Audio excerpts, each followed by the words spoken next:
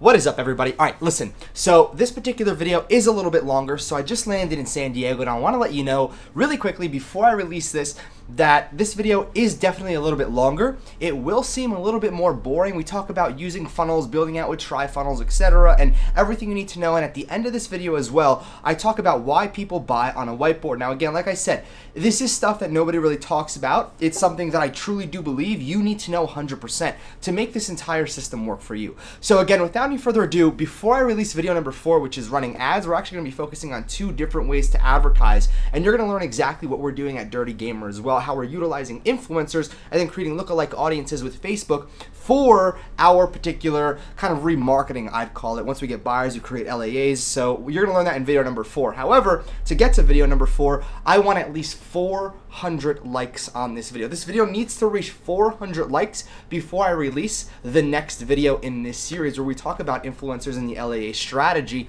that you're absolutely going to love. So again, without any further ado, I'm going to pretty much cut this off right here. Enjoy the training. Give me a thumbs up right now. Right now, before we continue anything else, before you keep on watching, just shoot me a thumbs up, because the faster we get there, the faster we're going to release part number 4. We're going to learn about influencers and the LAA strategy to generating sales, and you're going to love it, right? So again, enjoy the content. I look forward to seeing you really soon. What is up, everybody? Dan Dasilva here, and welcome to video number 3. Now, this video is specifically about funnels. It's going out there and the psychology of why people buy and really understanding why we're creating funnels with our store. So again, if you could tell over here, if you take a look at your screen right now, I've been showing you an example of a store that I built since March 8th till June 26th, which is today. And essentially what we went out and did was we started making, well, we didn't start. There was actually a time period when we were trying to get up and running, and then we just threw a bunch of money at certain campaigns. And as you can tell, we made a lot of money here, but we didn't necessarily profit. However, all the way over here, we started making decent money as we started lowering our budget.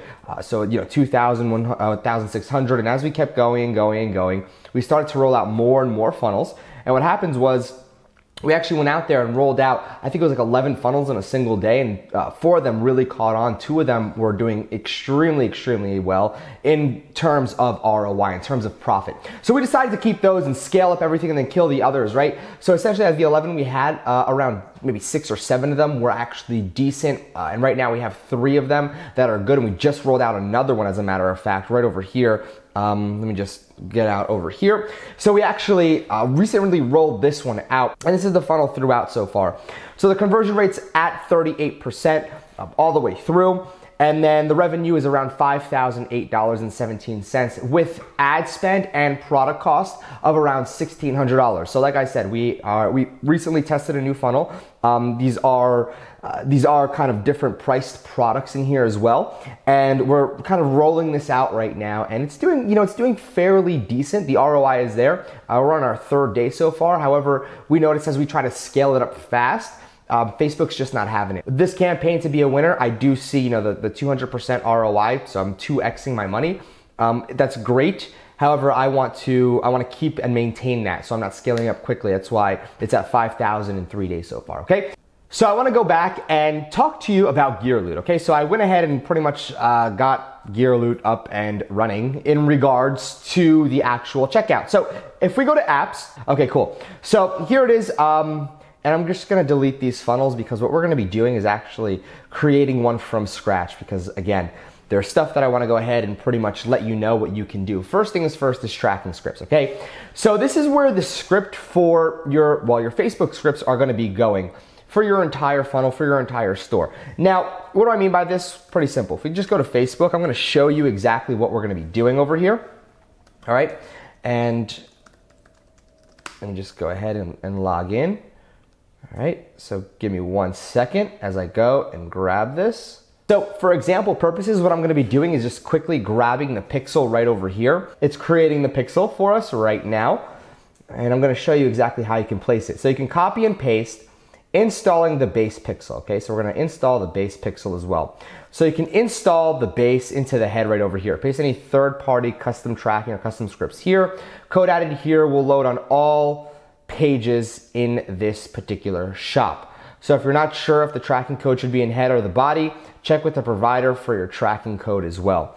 So again, also, I just want you to go ahead and know that make sure to test your funnels after adding the scripts here. Malformed or incomplete tracking scripts could cause problems with the way pages are displayed or lead to malfunction. So we're gonna click save over here. So again, we're tracking all the people that are coming to our particular funnel using this particular script, okay? So just keep that in mind. So over here, we're gonna go to new funnel really quick, and we're gonna call this funnel fidget spinners, okay?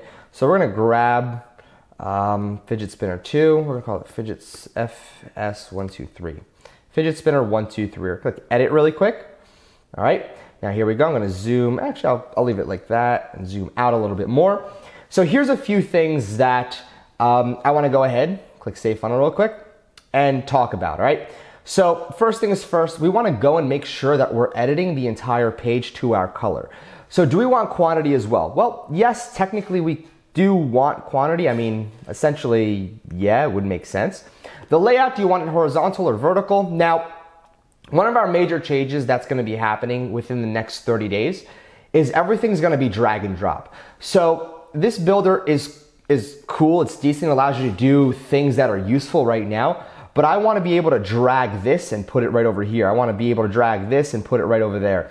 So everything that we're building out within the next 30 to 45 days is actually going to be drag and drop. So anybody who gets involved with TriFunnels right now, you guys are gonna be grandfathered into that drag and drop when the price raises, because the price is gonna raise once we release the drag and drop features where you're gonna have rows, columns, elements that you can add, etc. So that's something we're building out right now, and you can take a look at that feature down in the description to learn a little bit more about it. So limited time special offer, amazing new fidget spinner, okay? So amazing new fidget spinner, and then again, you can edit the description. The description will actually appear right inside of here. So I'm gonna click save changes. You can close editor, page, custom scripts. Now again, if you wanna go ahead and pretty much do this, let me just show you over here. We're gonna click audiences. Now this is pretty cool, just so you know exactly how to install your scripts on certain pages. What you can do is create a custom audience, website traffic, anyone who visited specific web pages, and then you can actually go ahead and if we go, click save pages, what we can actually do is close editor, all right, preview funnel over here. We can actually grab this particular link, URL, all right, contains, there we go, and it will actually track FS123 with that particular funnel. So we can do fidget spinner 123 in the last 7 days, right? Create audience, and what we would do over here, actions, view pixel, this is to go ahead and retarget people that are actually visiting specific pages. So this is something that I do for pretty much every single step of the funnel that I have. The reason being is because I wanna go out there and make sure that I can retarget based on where my users ended up. So also the body tags are for Google, just so everybody knows. The body tags are for Google codes, and that's something else that we'll talk about. But for our example purposes over here, I think I'm going to use a little bit of a darker color. Click save. All right, color settings, borders. We'll just switch everything that's orange right now down to, there we go, downsell button. We can actually have, we can use like a reddish over here. No thanks, I'll pass. Oh, whoops, upsell, oh, no. You know what, maybe I'll keep it simple because we are messing around with colors right now. I guess, there we go. No thanks, I'll pass. And everything else. Also, another update, just so everybody knows, is that the footer settings, you're gonna be able to have full control over the footer as well, what you want to have in the footer, if you wanna show it or not show it. That's something that you're gonna be able to do. So layout, we're gonna leave it to horizontal. Background image, no. Quantity, we can leave it as is, so we're gonna click save really quickly. Now, again, we're gonna close editor, all right?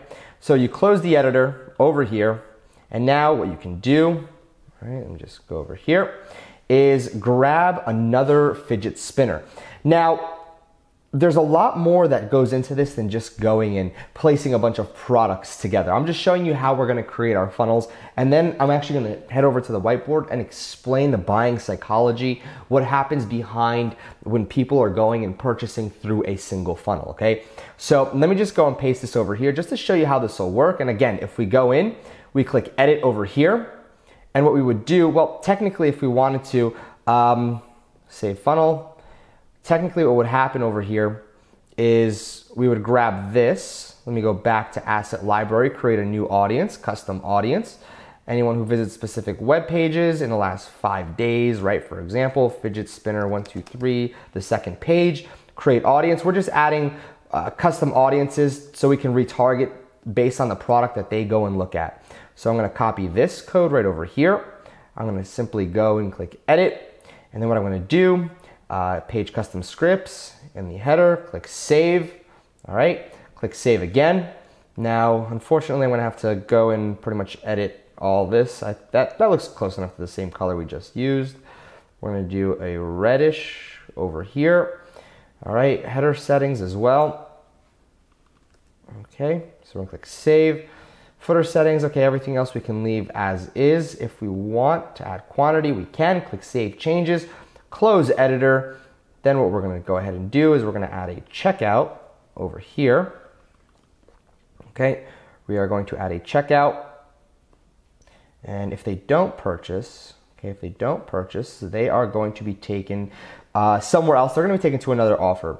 But I'm going to explain how we're actually going to be pretty much laying out these offers for you. Special deal 3 again, okay? And then if they do get it, they go here. If they don't get it, they go here. And then we're going to just go and link them all right back to the checklist really quickly. Okay, here we go. And if they don't get these, we can link them back to the checkout because they said yes over here. So we're gonna click save funnel. And again, we can add retargeting codes all the way through, but all I'm gonna focus on right over here, page settings, quantity, all right, upsell and downsell. Let me grab this color over here. All right, header settings, background color, and that's good enough. Close editor. Again, what we're gonna do is the same exact thing. Upsell and downsell settings. Okay, and then click save. Header settings. Okay, save. Close editor. Now, essentially, let me just save the funnel over here and preview the funnel one more time. So right over here, this is the entire funnel that we have. And if we went to, I think it's inspect, it'll show me. Okay, so Facebook. Okay, so now we have Facebook scripts in here. There it is, the Facebook pixels. Okay, so it's all installed in there, and there should technically be 2 Facebook pixel codes, Facebook pixel code and Facebook pixel code. Now, the reason being why there's 2 particular Facebook pixel codes is because we have one for the entire funnel and we have one for page specific products in our funnel. So over here, if they go through this entire funnel, what's gonna happen is, let's say they see this fidget spinner and they say, you know what, nah, I don't want this particular fidget spinner. Now, let's just go ahead and say, you know what, yeah, we want this fidget spinner. They're gonna add it to their cart. And if they add it to their cart, they're going to go ahead and see the special deal for 3 fidget spinners.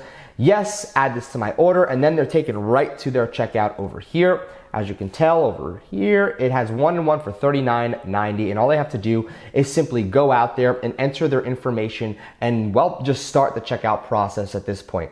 However, if they abandoned, you're going to go ahead and use your cart abandonment app, and that's, again, a whole other video that we can dive into on just cart abandonment and post-sale sequences, etc. And actually, as a matter of fact, that is something that we're going to be talking about in another video because it's very, very, very important. What not a lot of people tell you is top brands, no matter what brand it is, whether it's a small brand or a Fortune 500 company, a lot of their revenue that they generate is actually from the post-sale sequence, a customer that has gone and already purchased from them, but they're going to purchase yet again.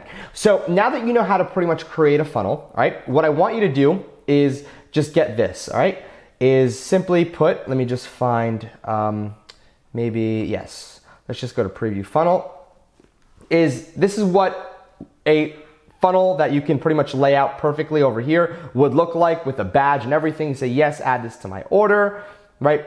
And then, yes, add this to my order. And then it would go and take you directly to the checkout for, obviously, there's 2 products that I just added to my cart again.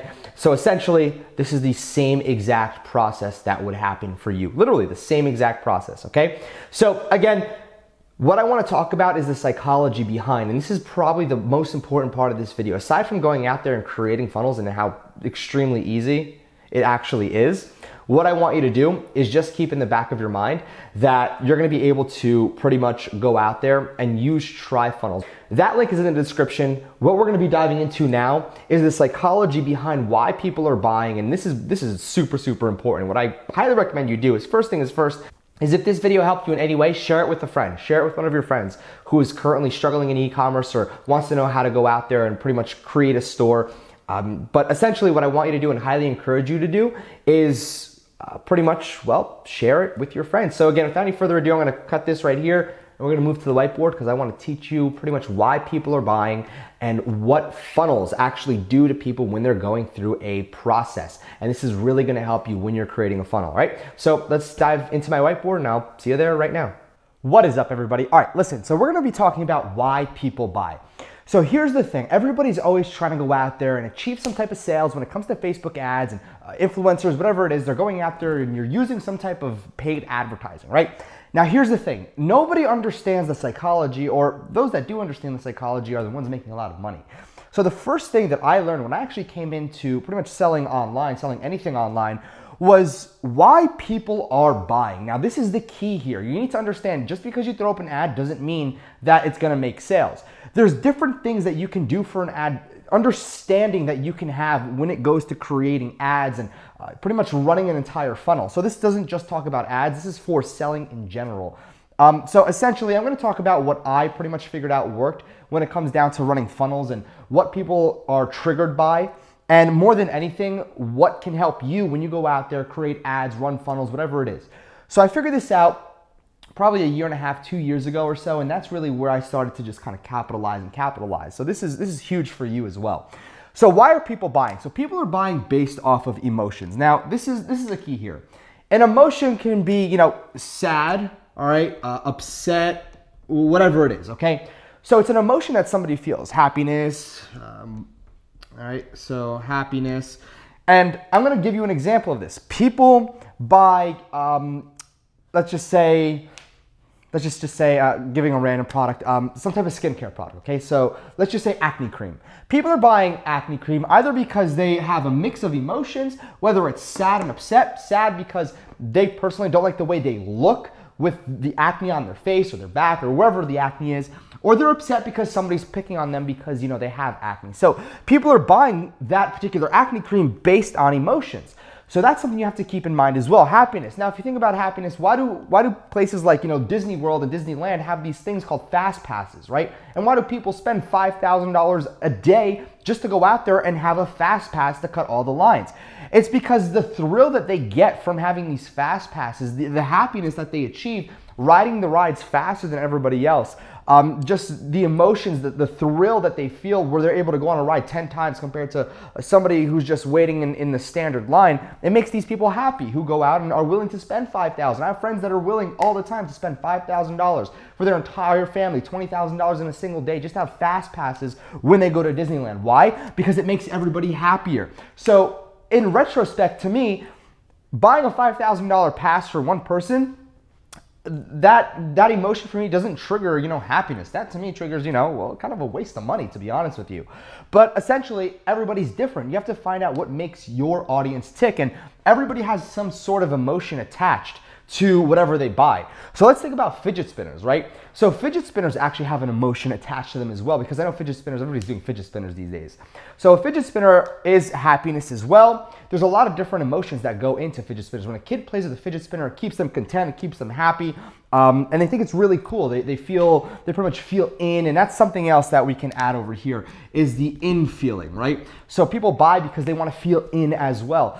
But it comes back down to emotion. How does a product make you feel, right? If a product kind of makes you feel some type of way, then that's very, very good to play off of for sales. Now, more emotions come into different sort of markets. So you have to understand the marketplace that you're in as well. For example, fidget spinners, I can't sell, hey, you're gonna be super happy if you buy this fidget. You know, I mean, nobody, obviously, yeah, people are gonna be happy if they buy it, right? It's a feeling of gratification when somebody purchases.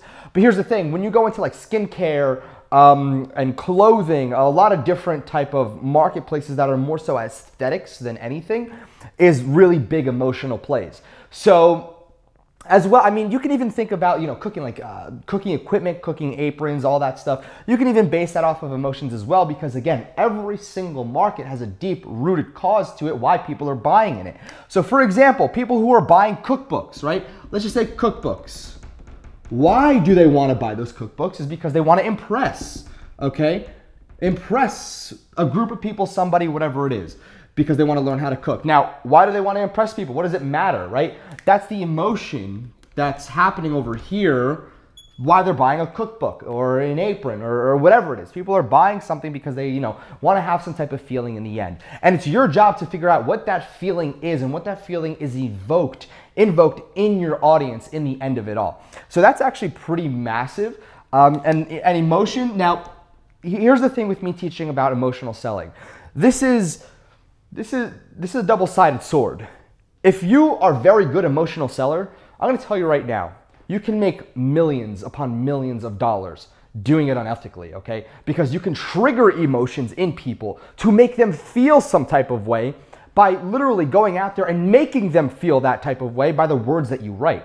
Or you can play off of the emotions that they feel already, which is the ethical route, and actually supply them with your product that will help them feel some type of way. So let's just say they're feeling really sad, okay? And I'm gonna give you the unethical route about this.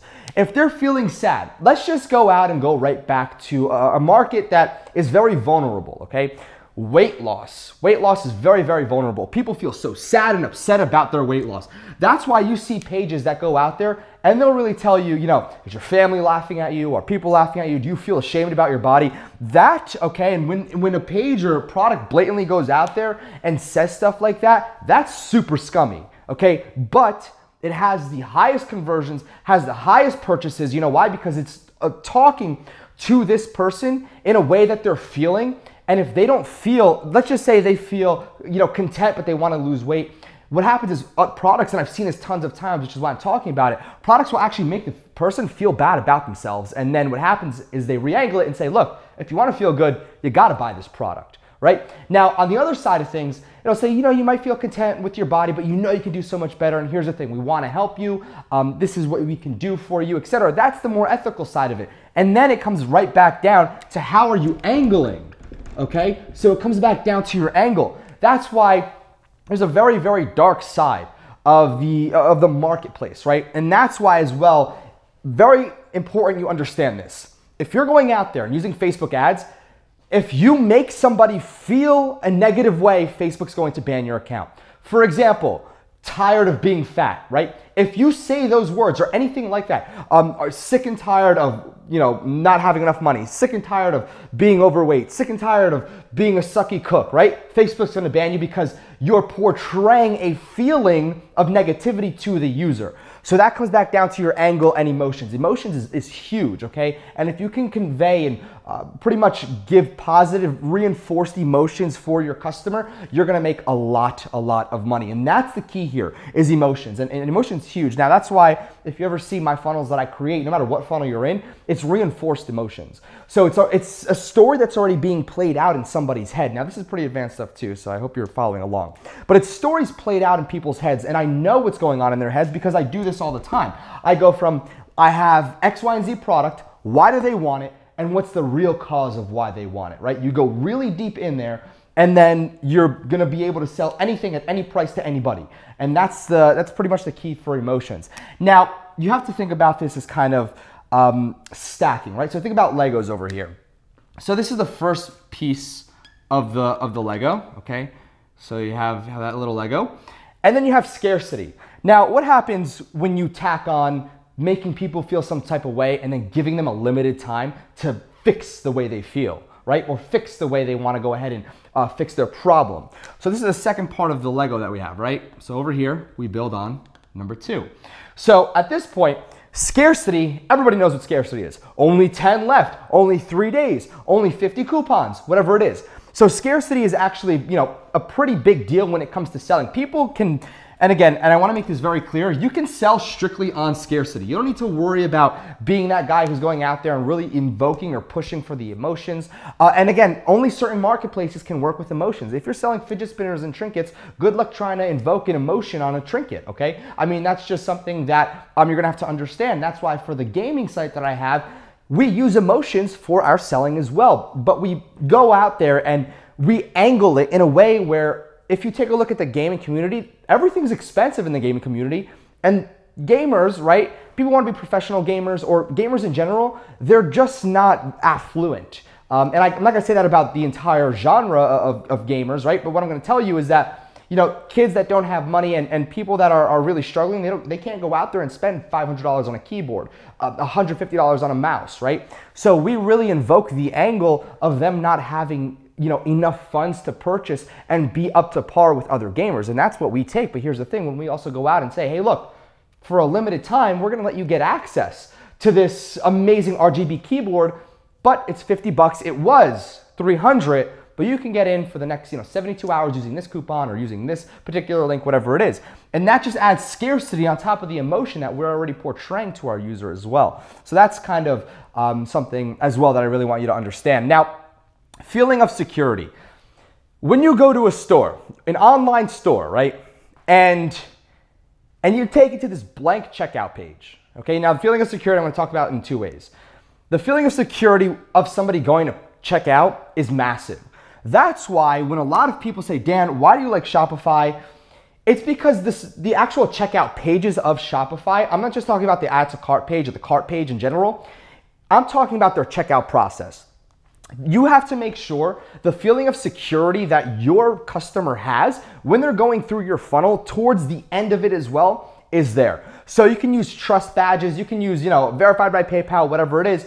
But again, what you have to keep in mind is they need to feel secure themselves.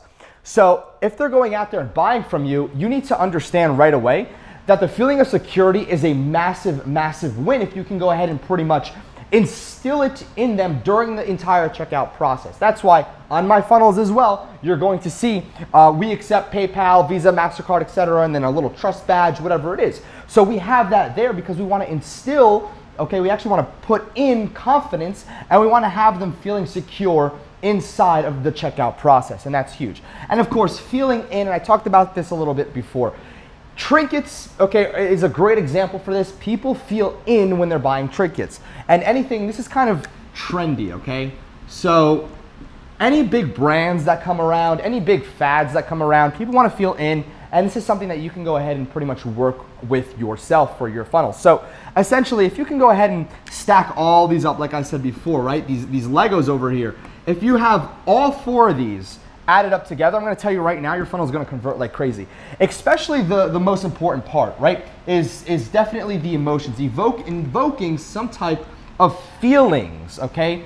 Feelings in your potential buyer. And that's really the key when you're building out these funnels. And again, obviously, this is definitely a lot more advanced than what you're typically used to because we're actually talking about the psychology, the boring stuff that happens, the reason why sales happen. People don't wake up, click on an ad and say, yeah, I'm gonna buy it. That's not how it happens. A process needs to go through their mind for them to really go from point A to point B, and point B is the purchase, point A is them clicking. So you need to figure out what the heck is happening over here. But here's the thing, all of this, all right, and I want you to fully comprehend this. When it comes down to trinkets, and that's why I'm going to talk about funnel number one, right? Because a lot of us are focusing on trinkets to get a lot of money, to get a lot of volume, okay? So I don't want to put a lot of money because there's not a lot of money in volume, all right? So don't get that ever confused. So over here, you can get away selling products that are, I'm going to be very blunt about this, 100 upwards of $2,000, right within a checkout process, right within a credit card checkout process. The reason being is because emotions, okay? Now, the more we can combat their negative emotions with our positive reinforced emotions, we can actually go out there and ask for more money. So think about this as like a little scale down here. Let's just say your product is 500 bucks, okay? And your customer is willing to spend $0 when they first visit your site. Now, you start going ahead and pretty much combating their emotions instead of installing emotions into them. You know that they're sad. People are coming to your product. If you have some type of clothing brand, if you have some type of, face cream, whatever it is, you know that they feel bad about themselves because of X, Y, and Z purpose, because they might not fit in if they're not wearing some type of clothing, whatever it is. So you talk about how they're sad, but you don't go into saying, hey, we know you're sad because X, Y, and Z. Instead, you say, do you want to look trendy? Do you want to keep up with what's, with what's looking good right now? Do your favorite, celebrities, do they wear this clothes, etc.? And you can ask a lot of questions to combat their feelings. And again, in their mind, and you don't need to go out there and when you're writing, say yes to yourself. Just start asking questions, because these questions should automatically combat what they're feeling. So let's just, again, we're gonna go with clothing at this point, okay? Because why not? So when somebody wears something, right? When brands pop up here and there, there's a reason why certain brands do way better than others, aside from the fact that celebrities back them, and obviously this has a major thing to do with it. When you're going out there and pretty much looking at clothes, and clothes is also an emotional thing. So you have a plain white tee, okay? So I'm gonna kind of draw this, and this is actually a really good tee. So just throwing that out there. So you have this plain white tee for 20 bucks, right? Then you go to a massive department store like Neiman Marcus that has, I don't know, let's just say Barbados. Okay, now you're probably like, what's Barbados? That's the whole point. It's a $400 shirt, okay? Now, again, a $20 shirt, and these are the same shirts, okay? A $20 shirt compared to a $40 shirt. Now, here's the thing, and this is where it kind of gets a little weird. There's people buying this left and right like crazy, even though it's 400 bucks, and they can get the same thing for 20 bucks. Now, why are they buying it at 400 bucks? It's because buying it at 400 bucks actually gives them some type of emotion when they're purchasing it. So when I'm actually going, okay, and you got to think about this clearly. When somebody's buying the same exact thing, it's just more expensive than the other, why, right? What's the big difference over here? It's the fact that this is more money, so it kind of seems better in perceived value, and that's another thing that you can talk about, why people buy is perceived value.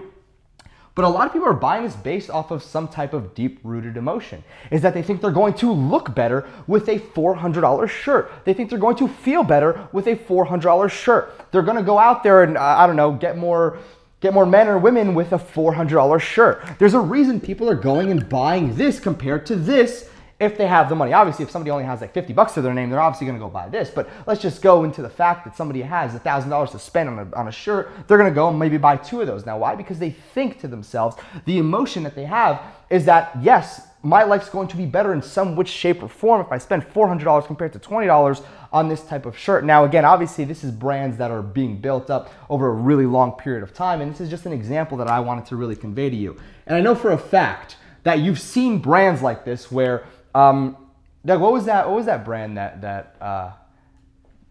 with Gildan shirts, right? V-Loan. V-Loan. How much are Gildan shirts?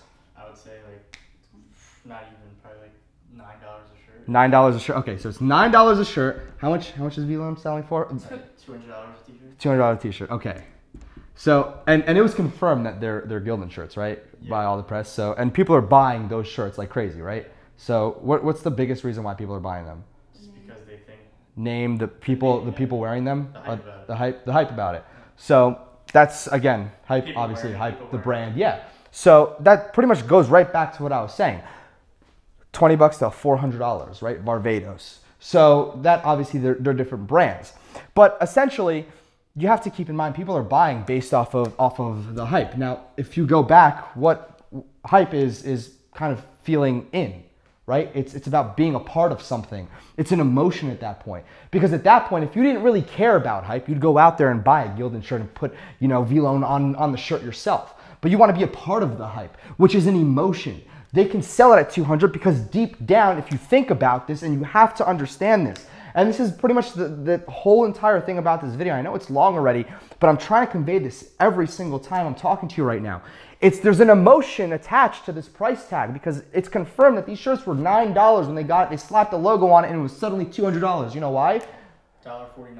$1.40. So they're $1.49. Okay, and they're selling the shirt for $200 with a logo slapped onto it. People want to feel like they're a part of something. If you see somebody walking with a V-Loan shirt, you'd be like, oh wow, like it's gonna. If you're in that clique, right? you're definitely going to be like, oh wow, right? Yeah, click. So essentially, they have some type of emotion that they feel when they're going out there and spending this money. And that's huge. Yes, on the outside, it's a shirt, okay? It's a brand, but there's a deeper rooted cause to why they're buying this. And that's with any given product on the marketplace. That's why when people look at me and say, Dan, why do you go out there and sell these products for way more, okay? Why do you go out and sell it for like 5, 10x? It's because everybody purchases for a certain reason. You need to understand why people purchase for a certain reason. And that's pretty much the entire thing that I'm trying to convey to you here, is people are buying based off of these Lego building blocks: emotion, scarcity, feeling of security, and being inside the trend. That's why as well, fidget spinners are selling like crazy, because people want to be in a trend. And that's why something that you can pick up for literally 50 cents are being sold for $15 to $20 each. And that is huge. That's not even my type of ROI where I'm looking for 5 to 10x. If you pick them up at 50 cents and sell them for $15, that's literally a 30x. Okay, that's a 30x on your money, and people are doing it like crazy. If you go to gas stations are selling out of fidget spinners. The malls are selling fidget spinners. People want to feel in. There's an emotion that they have with a fidget spinner as well. So deep down, it's not just because it's a fidget spinner, not just because it's in style. It's because people feel a certain way when they purchase a product. Okay, everybody does something. Everybody buys something based on a feeling that they have. And that's why when you run funnels, and I'm tying this all back together for you right here, right now. That's why when you give somebody a product that they value, okay, that they will feel some type of emotion with, that they might feel that they're part of the trendy crowd now, right? At a perfect price, they're gonna add quantity. They might add like 6 of them because it's perfect. And then what happens is, let's just say these are fidget spinners, okay? Because I'm gonna just go with fidget spinners. All right, so we have fidget spinners. And then these are one individual, just your typical black fidget spinner, right? And then right over here, once they add 6 of them to their cart, they get taken to a $19.95 offer that has 3 fidget spinners, and they are highly exclusive as well, but you're still getting them for $1.25. You're selling 3 of them, so that's like $3.75, and you're selling them for $19.95. They already added, who cares if they added 6? Let's say they added 1, right? If they add 1 over here, they're going to say, holy cow, that's a great offer. It's already proven that they like fidget spinners if they added it to their cart. So why the heck not capitalize, okay, with running a congruent upsell on, well, the upsell, running it congruent to them. Because here's what I see all the time. People are going out there, and this drives me crazy, is they'll sell a fidget spinner and then upsell on like a elephant necklace. Like, what congruency does that have to you? People already emotionally invested into what they're going to be receiving, right? And aside from that, if we go really into emotional investments, when you have a product, okay, that's why we're ordering products right now for our gaming site. When you have a product and you actually use it, make a video of yourself using it with people showing emotion, okay, when you have a product of people showing emotion, it's going to increase your sales. And it's kind of a little hint as well. Because why? Because it conveys through a video. So if you're running a video ad of somebody using a gaming mouse or gaming keyboard, and they're like, yeah, like you press the buttons, and then at the end they're like, yeah, all that happens in 30 seconds. In somebody's head, they're like, wow, this person's good. This person's good because they're using this keyboard. And look at how he's feeling. I want to feel like a winner every time I use it. So it conveys the message. So again, this video, probably one of the most informative yet most boring videos you've ever watched. But I'm going to tell you right now, those of you who understand this concept, there's no stopping you at this point, okay? There's absolutely nothing that's gonna be holding you back from going out there using TriFunnels to create incredible 6 and 7 figure funnels. I'm telling you right now, you're going to make a lot of money once you understand this. And this is stuff that I personally never really talked about before. It's because when it comes down to selling, it's not really the most attractive, it's not the most attractive thing in the world. So essentially follow this right over here. And I'm telling you, you're gonna have a lot of positive experiences with your funnels. So without any further ado, what I want you to do is take a look in the description, because TriFunnels is available. You can go out there, you can get access to TriFunnels right now, run it inside of your Shopify store, follow this, build funnels using these building blocks right over here, all right? So again, I'll see you in video number 4.